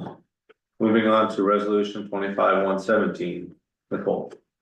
Resolved that the town council approve and sign a construction agreement with MDOT if necessary, which would allow the contractor to use overweight equipment and loads on municipal waste on project number 021812.00. Look for a motion from the council. Move it on resolution 25-117. Moved and seconded. Jack, this is just a weight over limit. Yeah, this is one of those where if we had a posted road, and that doesn't really typically come into play, but and this one, from what I can see is the culverts, out towards Webb Road that we have to move the little piece of water main for. If they needed to go over a posted road for that, basically they're asking us to agree in advance that we'll give them a permit. But we could also ask them to bond the contractor because they're going on a posted road, so, if that were to come into play, then we're just saying we'll issue the permit and we could ask you for a bond if that is appropriate. All right. Any questions regarding resolution 25-117 from the audience or the council? Hear none, since we're ready to vote. All those in favor of resolution 25-117, please signify by saying aye. Aye. All those opposed, say nay. Ayes have it, resolution 25-117 passes. Moving on to discussion items, public comments. Are there any public comments this evening? Hearing none, I will move on to councilor comments. Pete, any comments? Nothing other than to wish Mike Dow good luck on his adventure and wish him well. Great. Heather? Same thing, just, you know, it's an exciting project, it looks like there's some interesting ideas that are gonna be worked through for that building. So I wish them well on that project. Also glad to see the forestry management project go forward, been asking for that for probably 10 years to happen, so funny, yay. And do we have any update information on the Main Street project at all? As far as our federal funding for that, or even the CBS, I meant to ask Annalise when she was here about the congressional funding for the Birchwood, is that like still secure for us? Well, so it says, we had an application in last round of SEDS for Peltoma water main redundancy, I think. That didn't move forward. Anything that was approved in SEDS last year, so it was approved to actually happen last year, that got frozen, so that none of those moved forward. I'm not aware that we had anything that was affected by that freeze. But I know that the one since the spring, the one that we put in the spring, didn't move forward, but all of those are frozen now because nothing's, moving forward federally. And she mentioned that going forward, the SEDS program, is in question because it's been around, it's gone away, and then it's come back and, could easily go away again. So she said that would just be, a future project could apply if there's still a SEDS program. But I don't think there's been anything any SEDS that's been awarded to us, to my knowledge, hasn't been affected. Okay. Yep. And the Main Street project, are we still on track for the raise application to the state? The VPI. Yeah. Yeah, so the latest on that was the DOT put in a grant application for the design. And this one is a grant application that if they were funded, could potentially require no match from Pittsfield for the design. And we had planned on a significant match. And this is a grant opportunity that they really didn't anticipate during that initial DPI project. And it may not come to fruition either, but they are pursuing an opportunity that could potentially drastically reduce our match. And then we can utilize the funds that we had set aside for that. For Towards the construction. BPI. Exactly. That would be amazing. That would be great. Yeah. And that's something that Jared thought we would know before the end of the year, maybe by the end of next month, November, early December, we may know. And then they can get going on procurement of an architect and be going and, you know, full steam in 2026, which would be ideal. Nice. Would be great. Thank you. All set, good question. Bob? I'd just like to echo Pete and have a comment on Mike. I hope that goes through and does very well with that. Be great to see that building in use again. That's all I have. All set, great. Natalia? For me, just excited that Mike is trying to do something with that building. I can't wait to see what becomes of that. And productive meeting, thank you. So, and I obviously echo the same thing, hope Mr. Dow, hope everything goes well and we can, that can be the first step into improving our entire downtown. I've seen, B-Tech, they're doing a lot of things right now, so, you know, keep an eye out for that and, support that if you can. Some other things, diaper drive is this month, I see. Do you have a date for that? Not to put you on the spot, but I'm not it didn't say a date. And maybe you Yeah, don't have it I'll set. have to look at calendar, yeah, that is this month, this end of the month, and we also have the annual candy crawl, that's coming as well. Yeah, That's gonna be on Halloween. that's Halloween night, okay. Yeah, and next Yep. month, we're doing the turkey drive again for the Thanksgiving, feeding the families in the area as well. Great. So, yeah, All a right. lot of things happen. Yeah, keep us posted on the diaper drive and those things. Trunk or treat is That's here again, right? Yes. In your parking lot? Excellent. And it's good to see our paving plan finally getting underway. That's gonna be super helpful going into the budget season. And I guess that's about it. I look for a motion to adjourn. I'll make a motion to adjourn. Move in second. Good night. Good one, Two. thank you. Joe, what do you think?